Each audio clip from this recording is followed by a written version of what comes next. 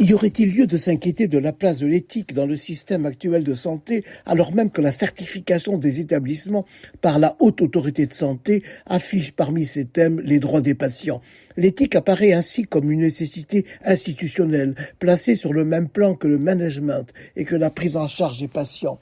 S'il s'agit d'une incitation roborative à faire une place à l'éthique dans le système de santé, elle est introduite par une référence juridique, les droits des patients, sujet éthique s'il en est, mais qui risque déjà de juger la place de l'éthique dans le système de santé à la manière dont il faudra cocher les cases qui affirmeront la préoccupation de l'institution à montrer combien elle respecte dans moult domaines les droits des patients. Or, poser la question de l'éthique dans le système de santé, c'est d'abord définir ce que l'on entend par éthique, ce qui nécessite d'abord, sans doute, de dire ce qu'elle n'est pas.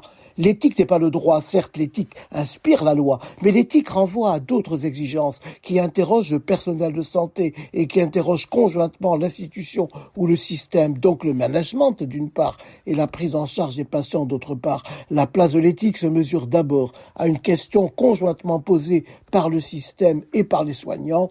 Que faut-il faire pour bien faire? La place de l'éthique dépend donc directement de la capacité de questionnement, ce qui du coup permet d'échapper aux certitudes. S'en tenir à la loi ou à la réglementation, c'est considérer qu'elles sont à la source de l'éthique, au sens de la bonne conduite, que les réponses du bien faire n'ont plus à être quêtées, mais qu'il suffit de les lire et de les appliquer, et que ce que l'on attend de la conscience morale des professionnels de santé, c'est de vérifier qu'ils agissent conformément au texte.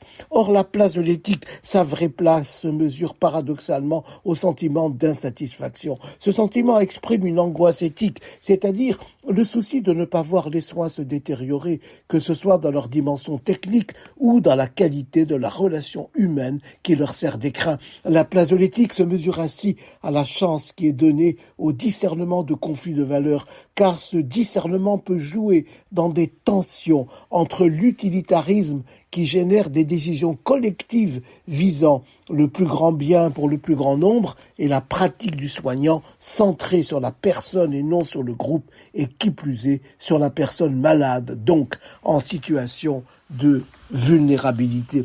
C'est sans doute l'écartèlement des soignants entre des directives techniques et les réalités de leur présence quotidienne auprès des malades et des familles qui rend compte de leur souffrance mise à vif par la pandémie. Héros et victimes, protecteurs et contaminateurs, innocents et coupables, encensés et surveillés, leur épuisement ne peut se résumer à des déterminants physiques ou psychologiques. Cet épuisement il tient surtout à une crise qui a remis en cause le sens même de leur métier. Cette souffrance est donc d'abord une souffrance éthique. Que faire ?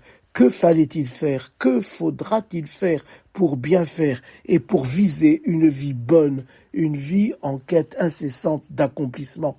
La souffrance des soignants ne peut relever de seules mesures économiques, administratives, organisationnelles, managériales, même si elles ont leur place dans la refondation du système de santé. Mais ces mesures ne seront rien si elle ne procède pas d'abord d'une prise en compte des besoins éthiques des soignants, ceux-là même qui, de manière implicite ou explicite, les ont conduits à s'engager dans les soins et l'accompagnement des personnes malades, blessées, handicapées.